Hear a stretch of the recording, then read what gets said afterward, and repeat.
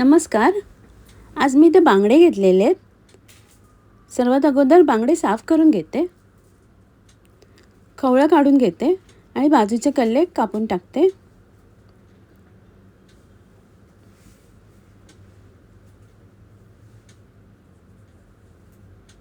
शेपटीकडचा भाग कापून टाकते आणि डोक्याकडचा भाग कापून घेते आणि पोटातली घाण काढून टाकते. अशा प्रकारे सगळे बांगडे साफ करून घेते. बांगडे साफ करून एका बांगड्याचे 3 तुकडे करून घेतलेत आणि हा एक बांगडा तळ्यासाठी वरून चिरा पाडून घेतलेत आणि बाकी उरलेलेचे 2 बटरफ्लाय कट करून घेते. हलक्या हाताने बांगड्याला वरून चीर पाडून घेते. आता दुसऱ्या बाजूने चीर पाडून घेते.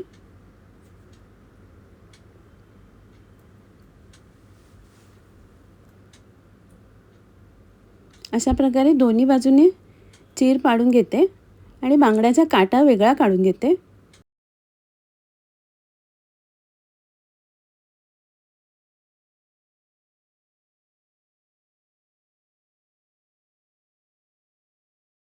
आता काटा कापून टाकते.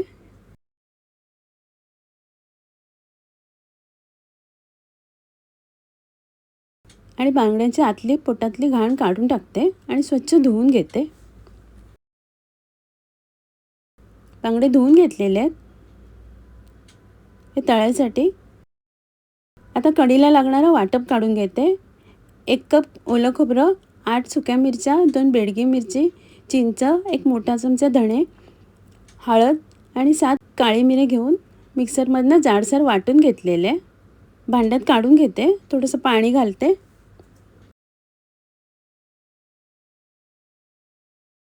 2 हिरव्या मिरच्या घालते. 12 तिरफळं घालते आणि मिक्स करून घेते आणि गॅसवर ठेवून उकळी काढून घेते. वाटपाला उकळी आलेली आहे. 4 कोकमं घालते आणि बारीक तुकडे करून घेतलेले बांगडे घालते. मसाल्यामध्ये मिक्स करून घेते. चवीप्रमाणे मीठ घालते आणि मिक्स करून घेते आणि झाकण लावून शिजायला ठेवते. 3-4 मिनिटांनी झाकण काढून पुन्हा एकदा मिक्स करून घेते. बांगडे शिजलेले आहेत. बांगड्यांचं सुकं तयार आहे. इथे बारीक मेथी घेतलेली आहे. मुळाकडचा भाग कापून टाकते.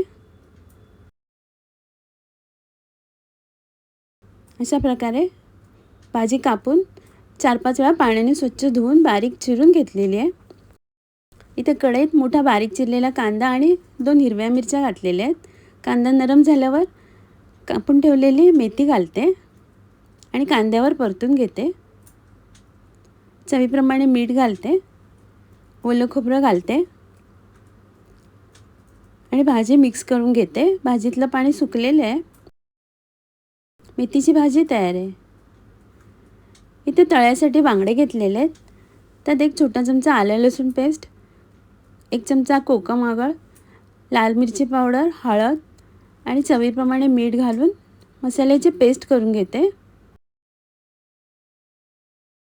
आणि बांगड्यांना लावून घेते व्यवस्थित.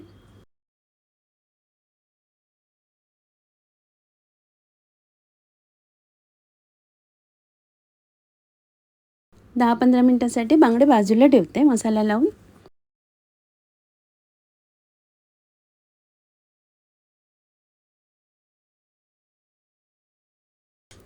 इथे तांदळाचं पीठ आणि रवा मिक्स करून घेते आणि मसाला लावलेल्या बांगड्यांना लावून घेते.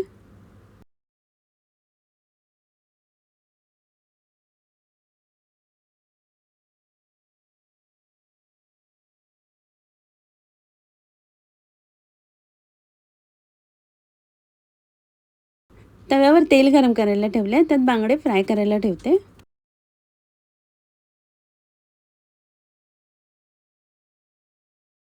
एका बाजूने फ्राय करून झाले. आता दुसऱ्या बाजूने फ्राय करून घेते. अशा प्रकारे 2-3 वेळा परतून बांगडे कुरकुरीत होईपर्यंत फ्राय करून घेते.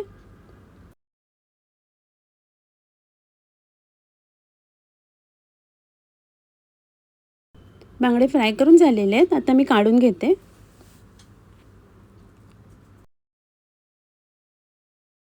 इथे 4 कोकमं थोडंसं पाणी घालून भिजत घालून ठेवलेली.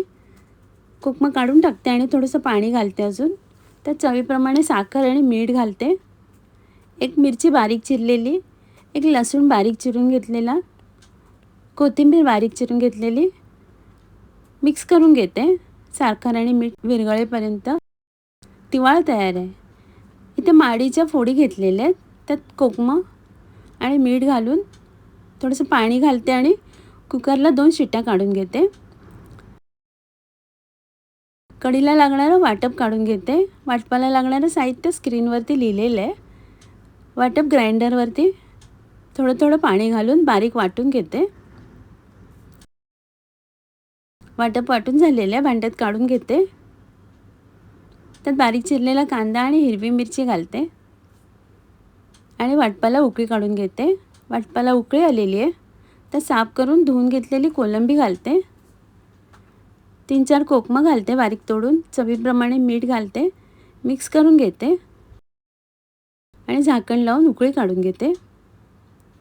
कढीला उकळी आलेली आहे.